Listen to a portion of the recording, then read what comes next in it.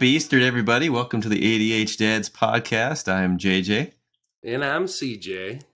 Hey man, how are you doing? How's Easter going for you? How's the Easter weekend, spring break, all that stuff? What's what's the latest in the family I guess wild and crazy spring break, streaming straight through into the holiday, and then, whatever else is happening in your world. It's been exhausting, brother. I think I overextended our family this spring break here.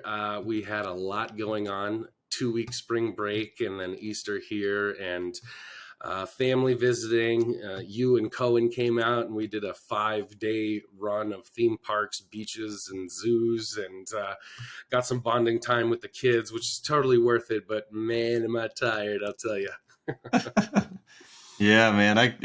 When we flew back, not only did I get less sleep, which you guys experienced the same while we were there. I got less sleep the last couple nights that we were there. We didn't want to. Kids' disruption of their regular routine is something that happens on vacation, especially when you go to a theme park that says, we're going to do fireworks at night, which is 2 hours past your kid's bedtime. Hope you have fun the next day. We definitely experienced less sleep, and then we had to get up really early to go flying back home and go. I don't know what it is about that kid, but he kept trucking through the whole day after we got back. We're jumping in the pool. I'm just trying to fall asleep. Practically fell asleep in the hot tub while he's playing. Yeah, it didn't stop for him, but for me, man, I was like, oh, I want this kid to take a nap because I wanted a nap. Yeah, it was it was tough, man. When you left too, we had a cold and flu run through our house, so we were just all buried under covers, and there was snot everywhere, and so our immune systems were definitely traumatized from the experience for sure. But I think it's a great segue into what we're talking about today, which is expectations, man. Because we had all this month of planning to get all these kids and got them all excited for all the things that they wanted to see and do. And we're a Disney annual pass holder, so we go pretty frequently, man. And out of the last 100 visits to Disneyland with every intention of seeing the fireworks, we've maybe only made it 2 or 3 times. So what is an expectation like when it comes to that? Because I know we wanted to stick around for the fireworks. I think you all had a certain expectation that was a likely scenario, given that now you have guests who are coming. Cohen's first time at Disneyland. Well, my first time at Disneyland as well. What was that going into that? And then when when we're reaching the end of the day and we're all running on fumes, us parents are just like, what else? What is the expectation you have in your head? Like, how do I get through this last moment? How do we reach that point of making that work for everybody? And do we give ourselves some grace there, or set some realistic expectations? I think it comes with setting the expectations very low, JJ, and making sure that we communicate that with the rest of the party, because we went into it with the expectation that, yes, we are going to see these fireworks. The last 3 times that we took the kids to Disneyland, we said we were going to see the fireworks. One of them was for Naomi's birthday, so we had a whole group of girls with us that wanted to see the fireworks, and it didn't happen, It just so when we went with you, we were like, dang sure we're gonna see these fireworks, because we missed it the last 3 times. And so I think I set the expectation very low of, this is gonna be hard, there are gonna be some challenges, and we're gonna have to, it's not gonna be the cookie cutter rainbows and sunshines and Tinkerbell flying across the sky. That'll happen, but we may not be enjoying it as it does. Well, let me ask you a question before we get into how do we set expectations. But how did it go? What is your feeling going back on it? Because for me, of course, I'm truly on vacation, but we're hanging out at your place every night. We're going to the parks that you have annual passes for. How did it go?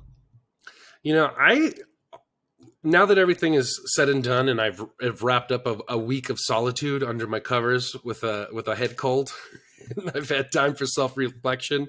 I mean, honestly, I think it went great. I think it met all of the expectations, but there were those challenges.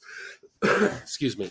I think the perfect story to describe how I think the weekend went was when we finally did go to make it to go see the fireworks. We were seeing the show that happens before the fireworks, Phantasmic, on a different part of the park, and the kids couldn't quite see the show that was going on, right? So, I tried to do the dad thing and put them up in a position, that they could both see.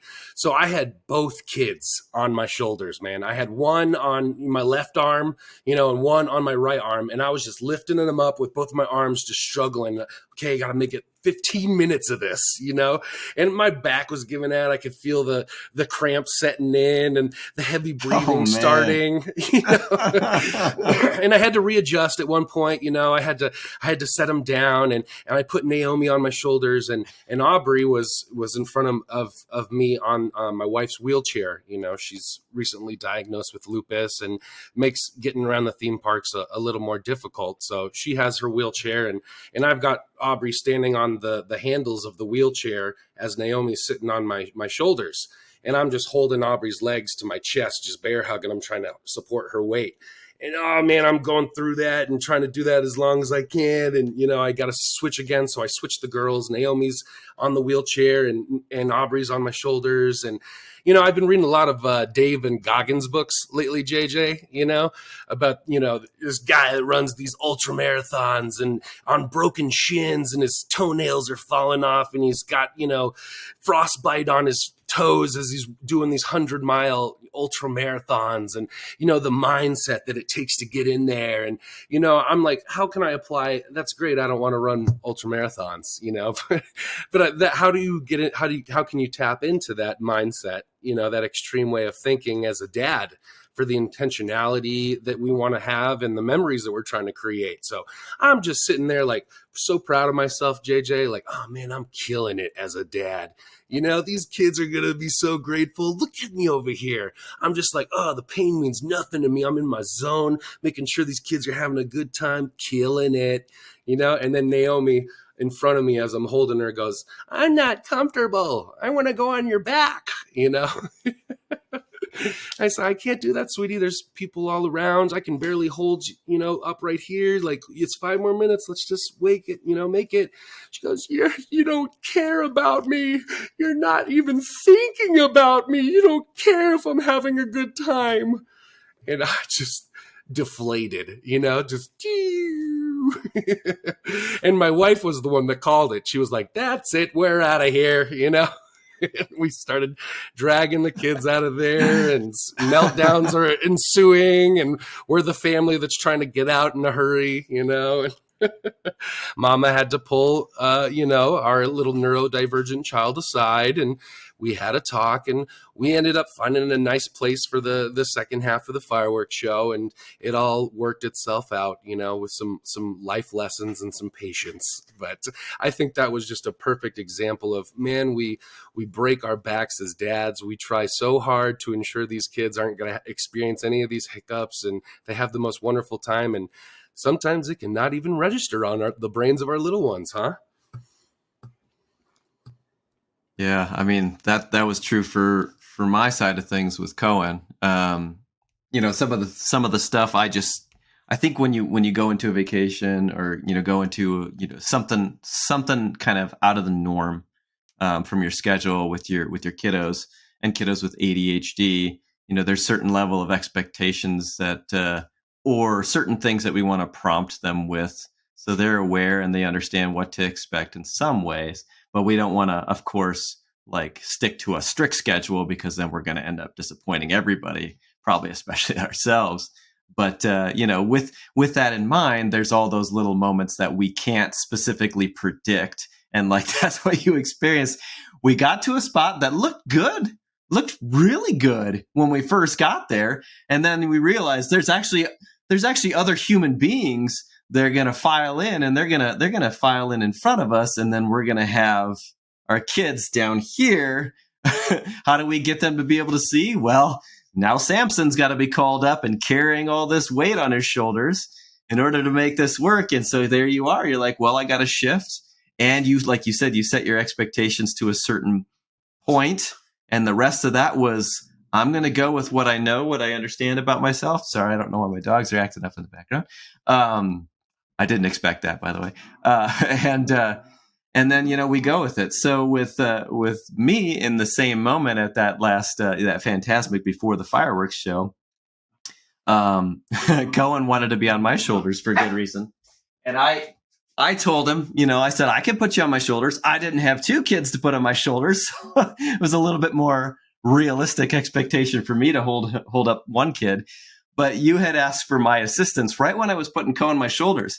And you said, before you do that, and I'd already got him on my shoulders. And then I started to pull him off. He did a vice grip with his legs around my neck because he didn't understand what was going on. So he's pulling on my head. I'm trying to get him off my shoulders.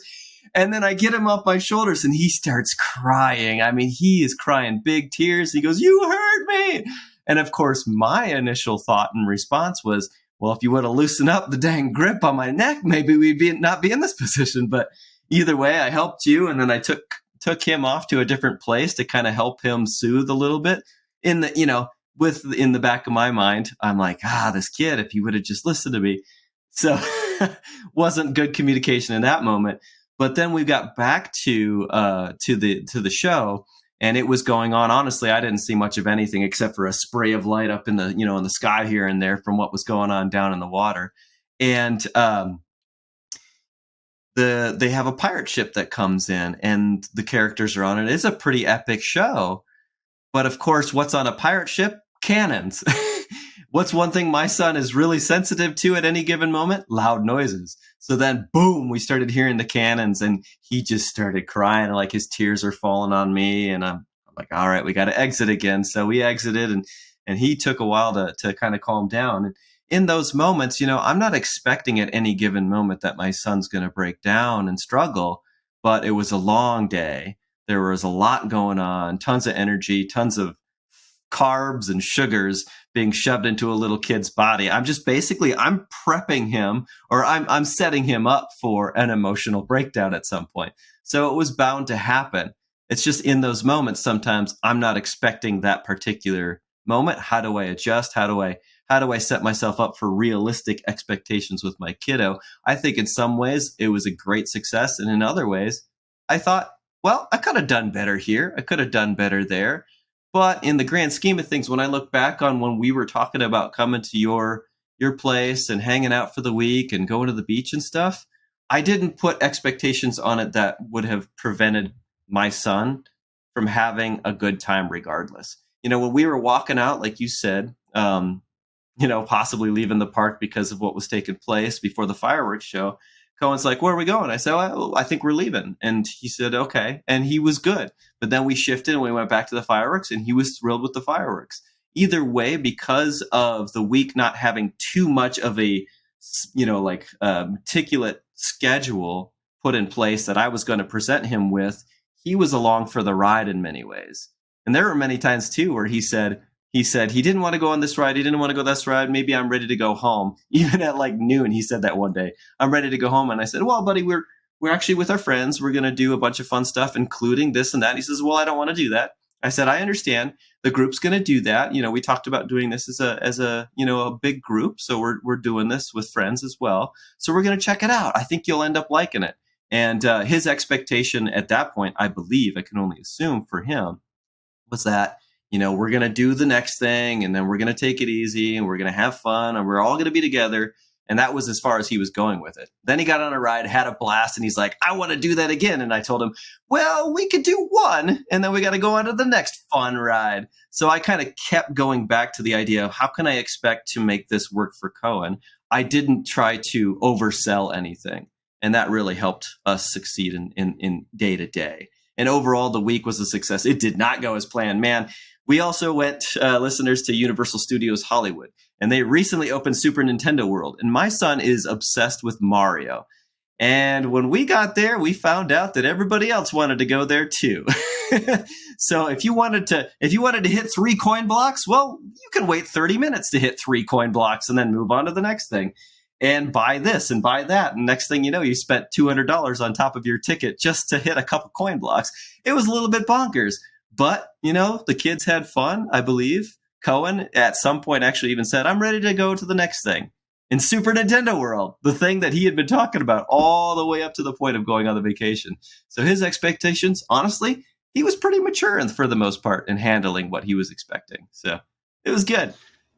Yeah, and it's funny because when we plan these huge family vacations and ordeals where we spend our life savings to fly out and go to Disneyland and Universal and buy the Super Mario bands, and, you're hurting me here. Yeah. We as families, we have these such high expectations that this is going to be the golden trip. We're going to remember this for years. Everything is going to go smoothly. We're going to go to this ride and then that ride and then see this show. And then we're going to go over here and eat at this place and get this treat. And it never works out like that. You get to the theme park and you realize it's another, $80 for the band to interact with the 3 blocks that you've got to wait a half an hour for. And, by the time that you get through 1 or 2 of the things to do in that section of the park, your kiddo's had it and wants to move on. And you feel like, well, geez, we just spent 4 months planning for this and all these things you want to do. And now we're here and it's too hot and too busy and you don't want to do it, And so it always seems to go a different direction than we intended, So I think that you're right in saying that, having a loose structure with your expectations when you do these kind of things is really the way to go. I'm somebody that gets carried away with we got to hit this ride and we got to do this ride and then we're going to go over here and do this. And, my wife is always the one that kind of reels those expectations back into, there's 3 of them and there's 2 of us, honey. When they outnumber you, you got to relinquish a little bit of control. That's a great point too, and I want to just kind of come back to that from my perspective as well. It's like when the kids are involved, the kids definitely try and find their own way to control their situation. And if we try to control it for them, what does that kind of look like sometimes? Well, it could look like tantrums. It could look like fights and stuff. And now you've found how they're going to try and take control is they're going to look out of control. This is their attempt at trying to control the situation. Well, if we then escalate it further, we look back on it later. We find out, oh, I wasn't in control then. I actually lost control there. And that actually set them up for controlling me even more because generally speaking, when we yell and say, all right, well, we're done, we find ourselves kind of telling a little bit of a lie. We're expecting that that's going to work, but that usually comes back to bite us awfully quick. Because one, typically we don't, follow through. Like, especially let's say it's like 10:30 in the morning. We just got to a park and we're like, all right, that's it. We're out of here. Well, we're actually not saying that because we believe it. We're doing it as a veiled threat because we want to somehow gain some control over the situation and get back to the expectations that we might have set for the day. That is not a good idea. But I do want to kind of highlight something that was really remarkable in that was that when I allowed myself to just kind of let the situation be, I saw amazing bonding take place between kids that only have really seen each other over, Zoom, a brief period of time, and that's it. And they just connected and they talked about being family, extended family, which was just awesome to hear our kids say that about each other. That was remarkable. In addition to that, like you said, we're going here and we expect certain things because we're working with kids. We're here with kids because we want to make memories that the kids cherish. And what happens? We cherish those memories in return. That happens as well. My son's mom, I was sending her pictures of Cohen, and just enjoying the various parts of the parks and time together. And she texted me. She said, "Thank you so much for giving this to him. He's so happy." And I thought, yeah, what I'm doing is I'm extracting moments from the day, showing just how much fun he's having, and that's recognized.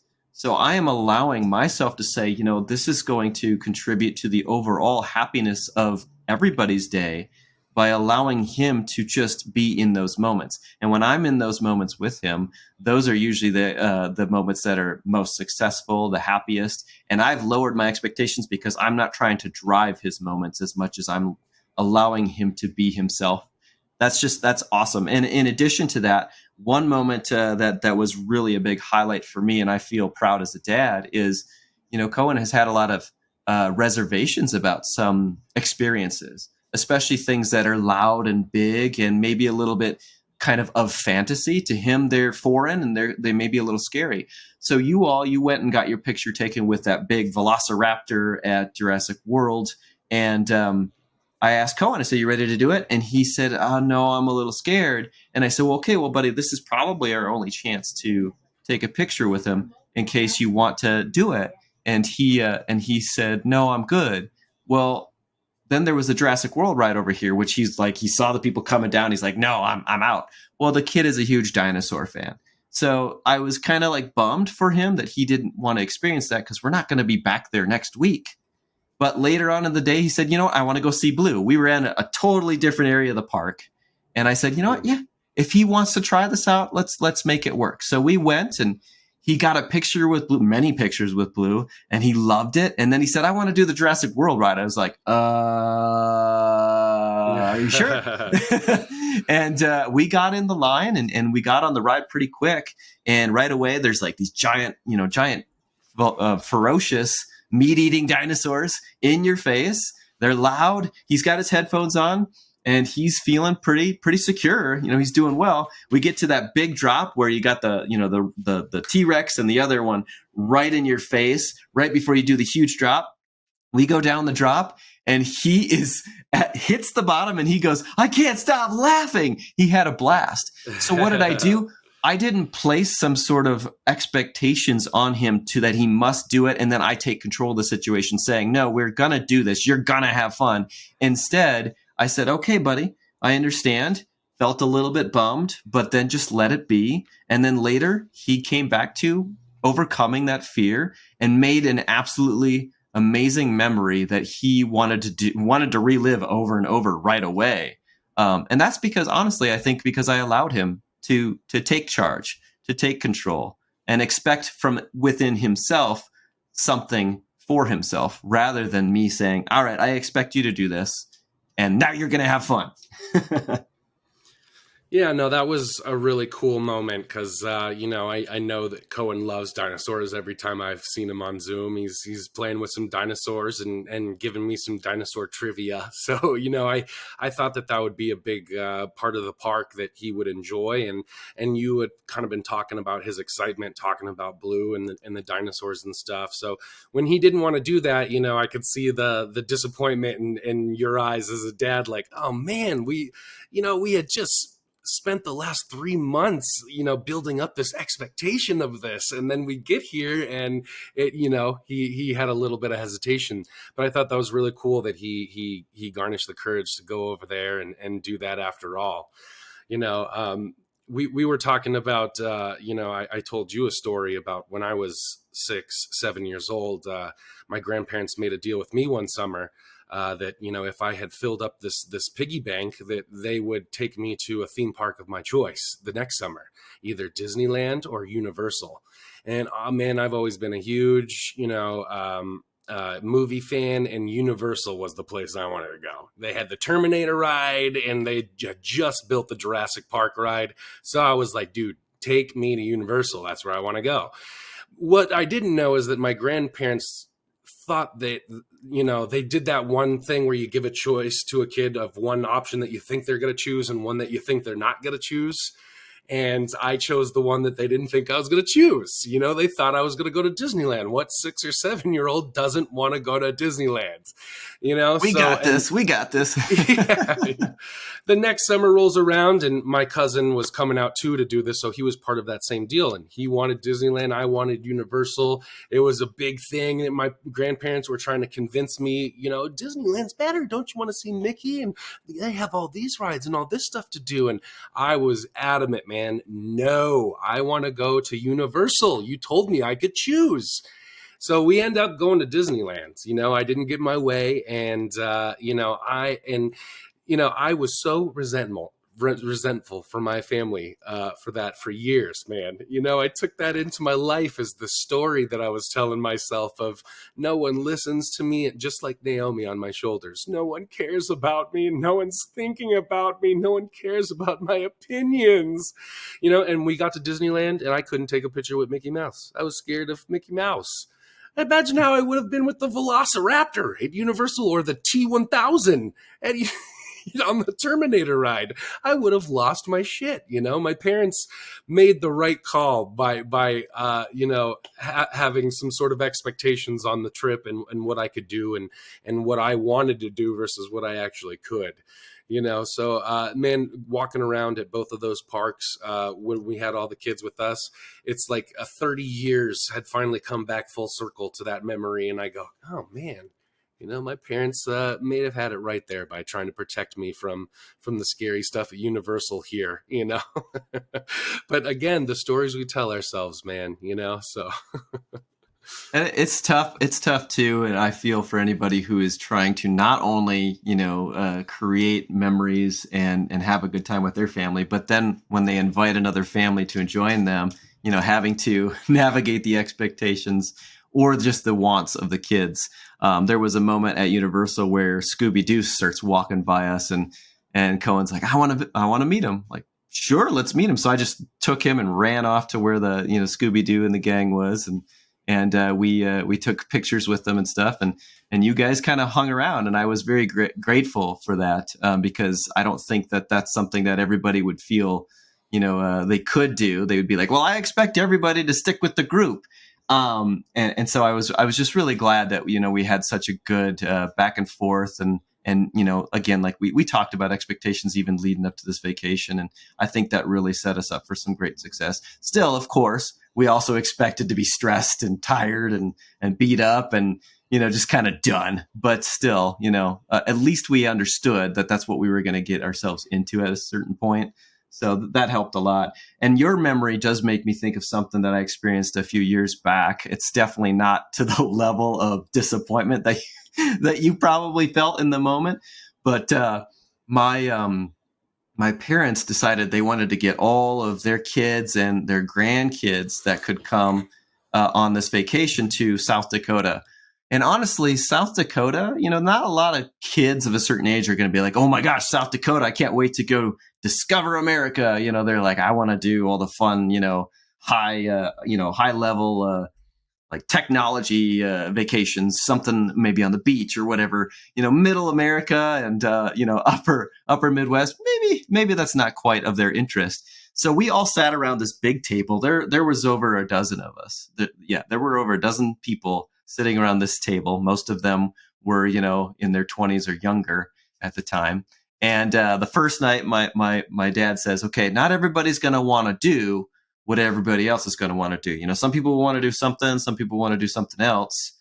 It's going to be, it's going to be what it is. And we got to be okay with that. It's okay that you're not going to be interested in everything. Well, I think it was the next day we went to one thing, and then we were talking about going to this other site that was like a historical site, with like maybe museum stuff or maybe some trails or hiking. And my niece said, yeah, I'm not really interested in that. I'm not really interested in history. And then my mom says, well, I just wanted to let you know I'm disappointed. And I was like, wait a second. What about the expectations talk we had just last night? Now we're going the other direction and everybody's going to feel like crap. Now nobody wants to go to this history spot. We all want to just kind of want to go to our own places and stuff. So, oh man, you can either make or break a vacation depending on how you follow through with expectations. And that was a challenging week. Well, if I really think back to all the greatest memories, in my Rolodex in my head here, the ones that stand out the most are the ones where expectations weren't met and maybe something went haywire. And that's the thing that sticks out, right? And how we handled it and what went wrong and what we did in spite of it, because, it's fun to remember the wave running or the jet skiing that you did, right? And those are good memories and they're fun and that you think about. But I think, what are the more powerful memories is the time that you went on vacation and there was that hurricane and you had to stay in your Airbnb instead of going out to the theme parks or doing all the jet skiing. And what did you guys do instead of that? And how did you cope with that unexpected thing that came your way? And though those moments are challenging and they may not always feel like bubbles and sunshine in our head with memories, I think that, again, if we can show up in a healthy way and turn it around despite all the chaos, that's where we really forge some powerful memories that kind of grow our family and kind of dictate who we are, right? Yeah. Gosh, man, I remember hearing the conversations where your wife was basically trying to create the next plan, the next thing we were going to do, because she had the app, and that was very helpful for us, navigating through the parks. And I remember a couple of times where you had said, well, if we do that, that's on the other side of the park. And, that creates a little bit of tension, a little bit of, unease in trying to figure out the day. And then, of course, one person does take ownership over the schedule for everybody, and that can be difficult for them. It can put a lot of pressure on them. And then we kind of let it be, and we went up to, what was it, Toontown in Disneyland, and we just let the kids kind of run free for a bit. And it was awesome. It was so good. We got to kind of just sit back as adults and talk about how things were going. And we got to see the kids just playing on, honestly, like slides and stuff. A lot of things you could do anywhere, at a park. And yet these kids were like, I'm cool, I'm happy. And that's nice to just do the unexpected, like you're saying. Let's just do something that we didn't have planned, because you never know what could result of it. And honestly, those kids were happy just simply being themselves around a ton of other kids. So yeah, again, I think the expectations that we set forth and that sometimes we blew straight through, we ended up finding out was part of a successful day. Would we be able to replicate that next time? No. But would we be able to create another awesome day? Absolutely. I was curious about that. Oh, go ahead. You had something to say. Well, I was just going to ask, like, what does establishing expectations look like for you? What does it mean? Like, how do you go about thinking about that? Well, I mean, as we do talk about expectations and what to do with with kids, especially who are growing and changing and development. You mentioned Cohen. He does have a huge love for dinosaurs. He's drastically shifted into loving Nintendo and Mario, to the point where dinosaurs are taking a back seat. But still, he ended up loving the dinosaurs thing. So I think one thing that I'm kind of trying to get at here is that expectations are some things that will have to continue to adapt and evolve, and I have to do that as well. So I don't want to start to create such a strict expectation or outlook on what's coming ahead, because it's going to change. And then there are some things that I can expect. So with that in mind, I do have a kind of a brief list of things that could be useful for parents out there with kids who have ADHD and summer vacations. Just a few tips. And JJ's tips and tricks, my favorite part of the episode. Well, I mean, it is nice to talk about it, and especially kind of go back and forth, because I know you're going to have a lot of great feedback on this that I've missed, which is, again, part of the growth, that a mindset that we have as parents, adults, and especially parents of kiddos with ADHD, and guys who also have lizard brains going on at any given moment. We are definitely flexible with our expectations. And I think that gives us a huge leg up on the people who try and curate the entire process of vacation. So here's a few thoughts, a few tips. They're not in any certain order or anything, but I think they might serve people well. So this is specifically with kiddos in mind on expectations with summer vacations. And you can use it with camp and stuff as well. But I'll just go through a few points. Get excited, dude. That's one of the big things. It's get excited, but do it within reason. Don't start creating all these big lofty thoughts in your head. Oh, we're going to do this, we're going to do that, because then you're going to find out that you're creating a sort of self-defeating, situation for yourself, because it's not going to happen exactly as you want it to. So that within reason part, I think, is the part I need to really concentrate on. Well, okay, example is like Cohen loves trains. He still loves trains. It's not as big as it was 3 years ago, but he still loves trains. And one thing he had talked about, of course, what's at the very start of the park, or the very front of the park is that train. It's going by. The train tracks are right there. He talked about that from the moment we got to the park. What did we not do that day? We didn't go on the train. We didn't do that. We were excited about it. That's right. We missed the train, man. We did. And that's one of those things too, where it's like, especially if you're at the Florida park, you're like, I want to sit on that train for a while because I'm dying in this humid heat. Who builds parks here? This is insane.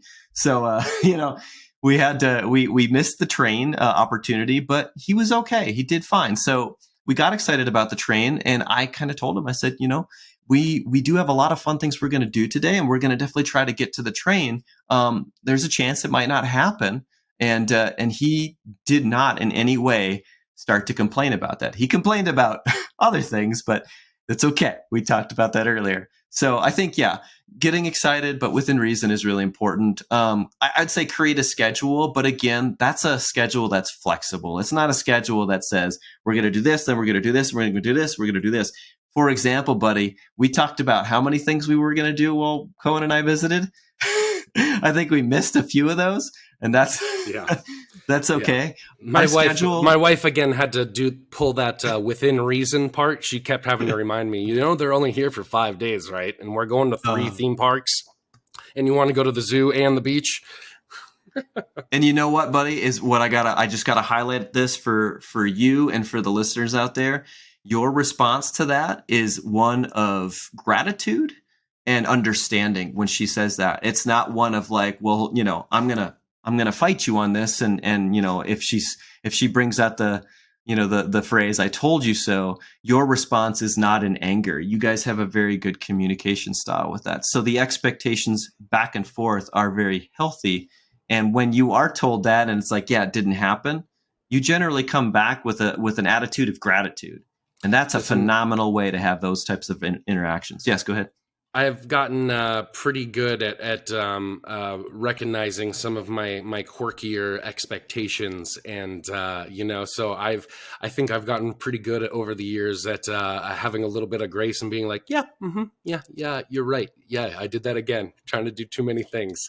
That's what I love about my relationship with my wife, is we have a very clear understanding of each other, and it comes awesome with a lot of love and patience. So thank you for saying that. That means a lot to have you notice that and appreciate that. And she has to reel me in quite often, JJ. So I'm okay with that. Well, I'm inspired by and in admiration of what I've witnessed when I was with you guys. It's a very powerful thing to see that type of exchange. And again, even if one of you is a little upset at the other for how things maybe are playing out, I see so much effort to come back and show grace and love. And man, that is something that every relationship could benefit greatly from. So good on you, man. But I did want to pause because you said a quirky expectation, and I would love to hear an example of what a quirky expectation is from you. Well, just like what we're talking about, you wanted to come out for 5 days. I wanted to take you to the beach and to the Dino Alive exhibit, and we were going to go to 3 theme parks, and I was going to smoke up a pork, shoulder for you, and we were going to invite some other dads over. And when are we supposed to fit all this in? I get you're excited, but pull it back a little bit. Oh man. And one thing that I love is that I think about the times to come. When I think about the things we didn't do, it's like, oh man, just think about how much more quality time experience we're going to create in the future. And even if some of those things never come to be, like, that does not in any way take away from the awesome relationship that we have now. So my expectation is always that I expect of myself to be there as a friend, as somebody that honestly feels like family when I come over. And just be present. Like that's one of my biggest core values. It might be the most important core value to me, is presence. And that was what filled my cup up. And if we didn't get to all the other things, dude, I expect to be present for others because I can only control myself with expectations.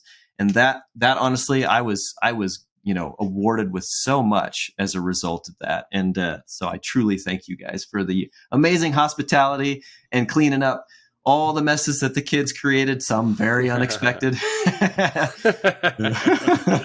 We don't need to go over the details, but it got a little gross, guys. It got a little gross.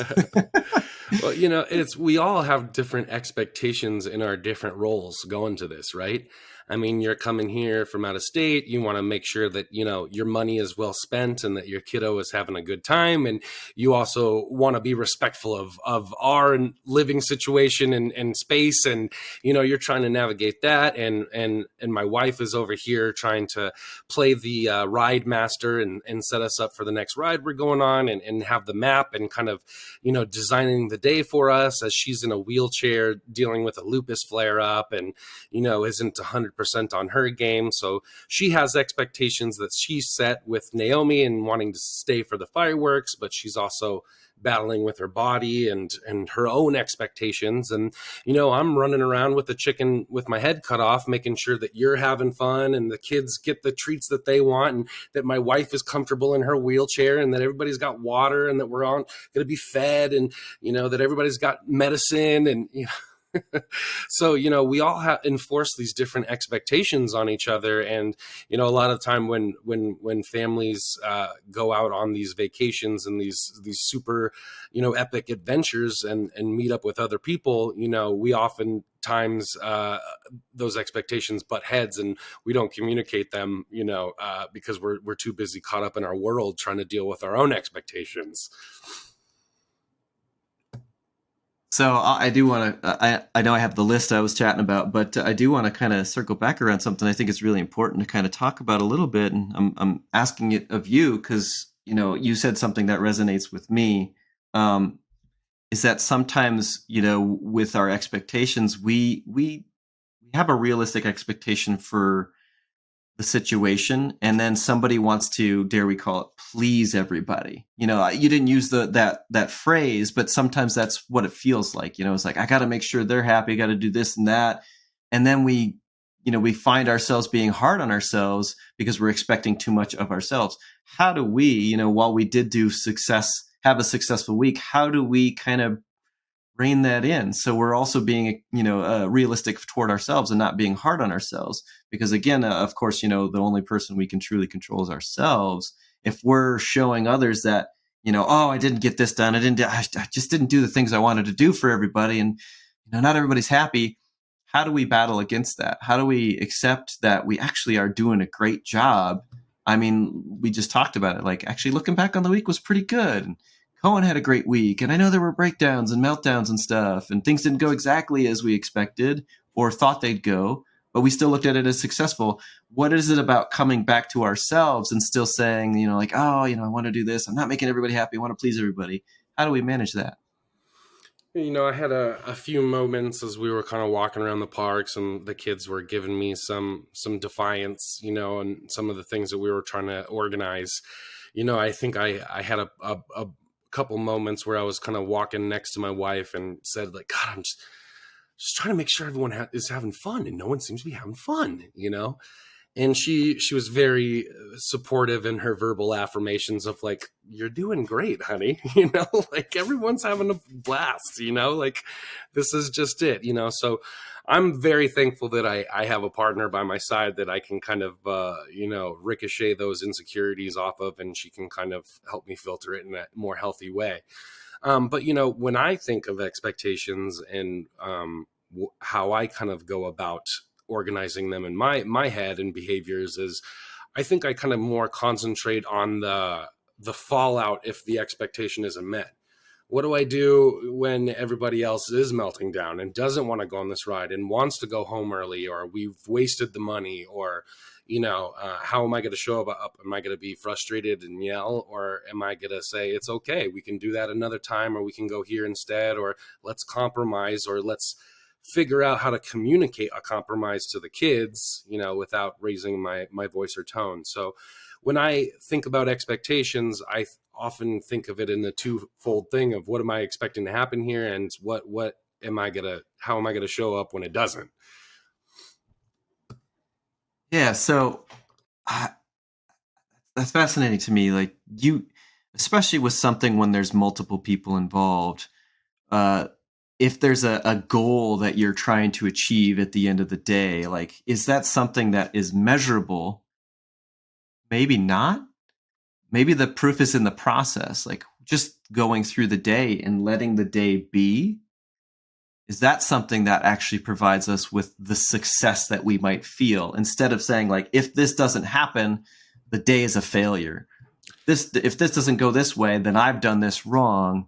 What Yeah. about, like, just kind of sitting back and having appreciation for the process, letting it be, and having a sense of gratitude and curiosity about it? I think the mistake that a lot of us make with expectations is that we place our expectations on other people. And I think the goal of this conversation is setting the expectations on ourselves and our behaviors and reactions, because that's the only thing that we truly have control over. The day is going to go wrong. It could rain. You're going to get the curveballs. The ride could be closed down, which has happened several times to us, you know. So you can't place the expectations on the external. You really have to internalize it again. And how am I going to show up, or what am I going to do when we don't hit all the rides, when the expectations aren't met? Yeah, I've heard it said before that expectations, especially when placed on others, are just premeditated resentments, because you are expecting something that you can't necessarily achieve from somebody else. So that's something that kind of, I think, if we can keep in mind, especially if we're trying to influence our own happiness through expectations, we're going to end up finding ourselves disappointed more often than not. We're going to be self-defeating in the process, right? Because we're going to find ways to be disappointed, because perfection is not something that exists. And sometimes with expectations, we want to see a perfect outcome. So we're going to find ourselves already disappointed. And when we place that expectation on somebody else, we're basically, giving ourselves a good shot at resentment. I like to think of expectations as hope with a backup plan. you know I hope for this outcome, and I expect it to a certain degree because we spent all this money and did all these things. But I think really, again, the core work is like, well, what am I going to do when those behavior expectations aren't met? And again, I can't control other people's behaviors, or the expectation on the behavior, but I can have a lot of control over my own behavior and how I'm expecting to show up when that behavior is tested. Like you said, you're completely out of any sort of control when a ride breaks down. But you do have a sense of influence over your party that you're with, the kids that you're with. Rides down. I mean, I can't make it start up again. That's out of my control. How do I help, everybody and myself navigate through this? I mean, when we boil it all down, it's about our relationship and how we've worked through those relationships, and manage our own expectations in the process of, like you said, hope. I can hope for something. How do I achieve, what hope looks like? I nurture those relationships. Yeah, that's beautifully said. And man, I think, again, I saw that a great father operating in that space very well, while I walked next to you, and sometimes felt felt my skin crawling when kiddo wanted to do this and that. But at least I had somebody also helping navigate that ship with me. So, follow-up question, I guess, is, Yeah. how do we show up, or what do we do when expectations aren't met? So are you asking expectations on ourselves or on others? Well, that's a good question. I think let's try answering both. you Hmm. know, how do you normally see people show up when expectations are placed on other people and they don't? Because for me, I think that the resentment piece is easy go to, right? That's like a default of expectations aren't met or boundaries are crossed, we resent, right? And we don't talk about that. But if you set an expectation on yourself and you fail that, what does showing up look like, or what does an after action review look like then? Mm. Well, I mean, expectations within ourselves, I think you could look at it maybe a little bit different, and similar to what I also said earlier is like the process. Look at the process. If you create some goals for yourself, that's great. Well, let's train ourselves to be aware of what it takes for us to grow toward those goals. Let's not place expectations on the outcome, but rather the growth.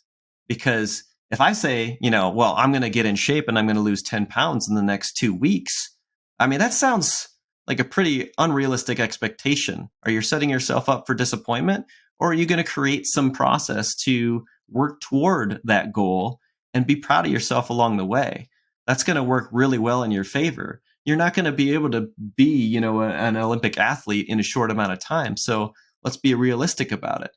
And then in terms of like, well, whether it's relationship with others or with yourself, I think there's certain things that we have to do to kind of keep everything in mind and in focus. Like for one, it's just simple. I think an overarching theme in what I'm going to say is that, you can only control yourself, right? So as soon as you create an expectation that involves somebody other than yourself, what are you asking? Are you asking the world to conform to you? How do we get the world to conform to our expectations? We can't. We can only control ourselves. So, kids act out of control because things aren't conforming to their expectations, and they're acting out as an attempt at gaining control. But still, that's a falsity. Or, if let's say we're talking about prayer sometimes is an expectation. It can be. There's no guarantee it's going to go that way when we pray for something. So if we're praying in gratitude and appreciation in the process and asking maybe for, I guess, some growth in the process, I think our prayers will be answered in a much more clear way. So keeping those expectations realistic based in the areas how you can control or what you can control within yourself, that will help you find a way to that happiness and gain that hope and feeling proud of the hope in the process. Okay, if you're going on vacation and you expect the weather to be great, well, probably should expect that expectation to be blown out of the water. We had random Especially rain, if and you're then going if you're to Florida. yes, sir. I was going to say that. If you expect the kids to behave and get along when you're all doing things together, well, then you're setting yourself up for disappointment. And again, like going back to what does expectation mean for me internally? Well, if it's something that you haven't actually mapped out, you're going to end up in a place of self-defeat, because it's just not realistic at that point until you can map out steps along the way. And there's even going to be step 1A and 2B or whatever. There're going to be more to it than you expected. If you don't map it out, you are in a state of unrealistic expectations at that point. Yeah. So how would you differentiate between an unrealistic expectation and a realistic one? I think the thing is of course, first would just be experience, but an unrealistic expectation would be, I am, and this is also a form of manipulation and attempt at control somebody else. Like, I am doing this and then expect this in return. Because I'm doing this, I should expect this in return. That's a covert contract. That's not something that's fair. That's manipulation and control. And again, like you're basically suggesting somebody do something because of who you are. Well, you can control yourself as soon as you let that go, let that out there. Now it's on them to control themselves. You can have influence, and influence is great if you truly mean it. If it's a truthful exchange and it's of honesty and love, there could be some influence there, but still creating an expectation around that act is now a covert contract. Yeah, I really like the piece that you're saying about the process and the structure of it, kind of pre-planning for the unexpected expectations that may arise. Um, when I think about realistic expectations versus unrealistic ones, I think the unrealistic ones are, everybody's going to have a good time and everybody's going to enjoy themselves 100%. And, when it gets a little foo-foo like that, as when think it becomes unrealistic, where a realistic expectation, again, if I can gear it towards a mindset of like, how am I expecting myself to show up, And for me, it was as the problem solver. I was expecting meltdowns and I was expecting hunger fits, and that's why I had a little pre-plan to that. I had my little fanny pack full of my fruit snacks, and, when we went for lunch and the kids wouldn't eat their carrots, I was taking carrots and stuffing them in my pockets. And, later on when we were sitting in lines and the kids are, halfway through the line and they say that they're hungry, boom, who's got some baby carrots? I expected this, I planned for this shit, I know it's going to be cold, so we got to bring an extra bag and put all of our blankets and comfies in there and get a locker because we're going to be freezing by this time. And I know JJ's going to burn, so we got to have the sunscreen. So, those are the expectations for me, is like, what can I think can go wrong? And then how am I going to problem solve or show up when that does? And of course, I don't think everything. We went and we had some rain one day there and had to walk through a little bit of dampness, and those unexpected things always come out of nowhere for you, but I at least feel more prepared and stronger when they do. And I have thought of those things, and I've got the bag of carrots or apples in my pocket, for everybody. And I can keep the day rolling to we get closer to that unrealistic expectation of everybody's having a good time, because I thought of all the realistic expectations that need to be taken care of. And that is a master at his craft right there. I grew up, buddy, with a family that kind of said, well, we'll figure it out. And that, for somebody who has anxiety issues, that's just like, that's deadly. That's deadly words coming at you. It's like, oh, we'll figure it out. Okay, well, that means everybody's going to be at each other's throats at some point here. I remember so many times we drove around for an hour. I remember one time trying to find a place to eat. Oh, yeah, we can go there. No, I don't want to go there. Oh my gosh, it could be a nightmare when you go it, and just kind of see how it goes. Having a certain plan, but then again, like where I think I learned some valuable lessons from my parents is that, if you plan for the unexpected, then you can't more easily be disappointed too. So, hotels have done a great job of having, the toothbrush available for you if you forgot your toothbrush and stuff. So we've got certain ways to kind of navigate around some of the expectations that we forget of ourselves. Even though I made an awesome checklist, buddy, you were the one that pulled out the carrots. I didn't pull out anything. I was thinking, well, if Cohen gets hungry, we'll just go to, A or B, option. There's tons of options, but what do they serve at most of these options? The quick options. They're not healthy food. So I'm basically sugar, setting my kid up. In sugar, dipped in sugar. Yeah, we got beignets, and Cohen, like before I even noticed it, he already ate like 3 of those and he was asking for more. I'm like, all right, well, this will be an interesting later part of the day. He's going to have a tantrum because now I'm expecting it, honestly. So yeah, you did a really good job of helping us out through that. I don't mind the idea of, seeing how it, plays out in some ways, but if I'm just completely relying on that, I'm going to probably be much more anxious throughout the entire day. So can you run us through that, those tips and tricks that you have? Because I know we went on a few tangents and I want to kind of condense it down into kind of a bullet point thing for our listeners here. So do you have we'll create a show that notes you can read off to us? Yeah. Yeah. And, I always love it when we come back to that, where we realize we went on a tangent, because that's one of the beautiful things about our talks and our episodes is that we do just kind of let ourselves talk free about things, and we kind of come up with some neurodivergency. Yeah. We come up with some amazing things when we don't, stick to a script all the time. So let's see, where was I at? So like creating a schedule, but being flexible. To kind of build on that, especially with your kids who have ADHD, is like prepare them mentally by talking about some of the plans. So we did some of that. We talked about, maybe just a day. We're going to go to, the market. Oh, that's not open at the market. Well, that's okay. The donut shop was open, so we were good there. But, we kept preparing them for certain things. We were going to do this, we were going to try and do this. And then we talked about some other things kind of on our own without the kids' involvement when it came down to like specific moments of the day. So they knew what was going to happen. They had their iPads with them in the car so they could kind of just focus on, their individual selves. And then, we said, okay, there's going to be this going on throughout the day. We're going to try and do this. We got to eat food stuff. We kept it very loose, but the kids were excited enough. I mean, like I said, Cohen wanted to do Super Nintendo World. We talked about that a lot. We were, excited. I told him, I said, dude, so many people are excited to go to Super Nintendo World. It's going to be really busy. So there's that. We got to keep that in mind, but we're going to have fun. We're going to go see it. We're going to be right there with the Koopa Troopas and the Thwomps, and Bowser's going to be up here and Mario's going to walk by us, and all that stuff happened. And Cohen was excited about it, but I didn't say, like, Cohen, we're going to do this and this and this and this and this. The whole day's going to be planned out for you. I kept it realistically for him. So he was prepared mentally, but he wasn't expecting something to the point where we were going to disappoint him. So that went really well for us.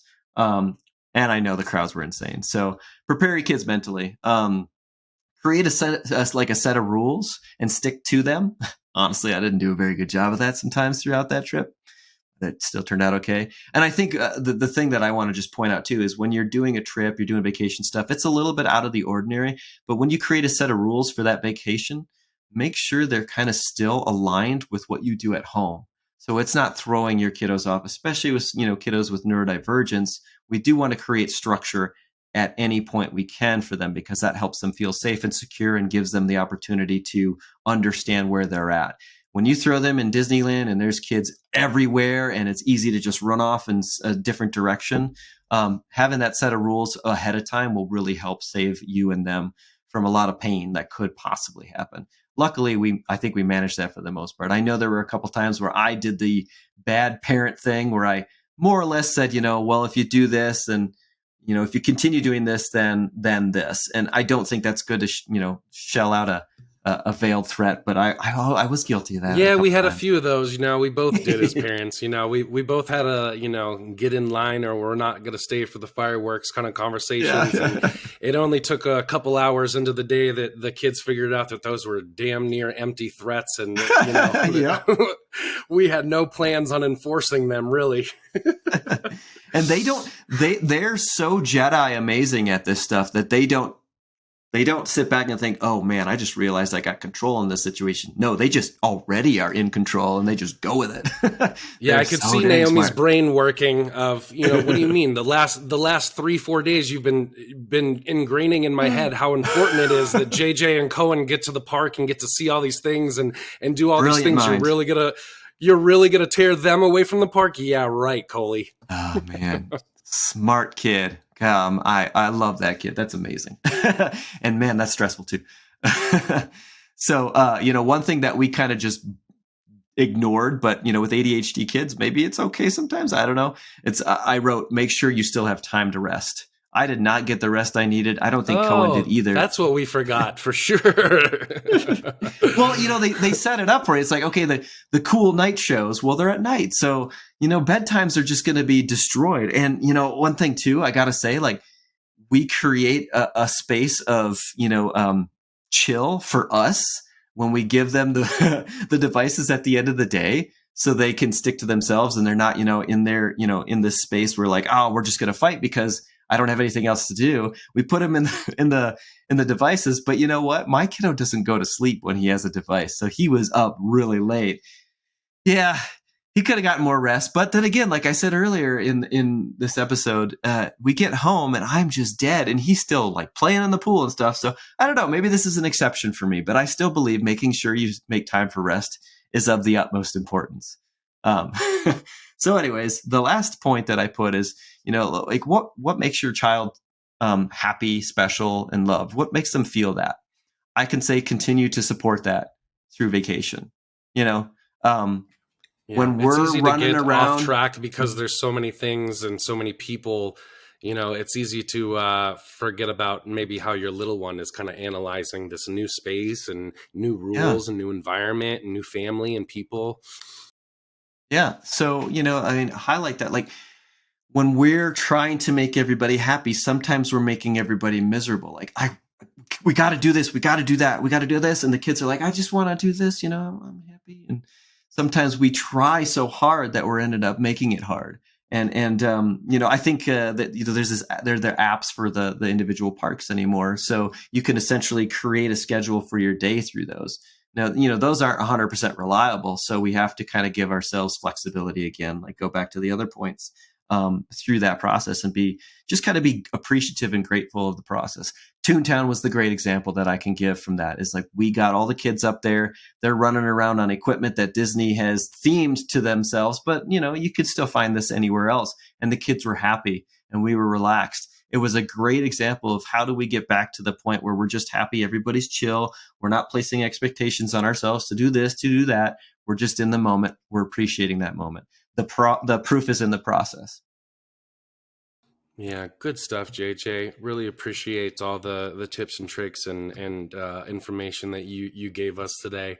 I was expecting this episode to not go as good with your shoddy internet. So I was not disappointed. We made it work. See how I kept my expectations on the low bar there? I was not disappointed. We rocked it, man. It is funny, though, that we are going to go and talk about expectations today. And an hour before this episode, my internet goes out. And so I'm hijacking another internet right now so we could record this. Yep. Never know.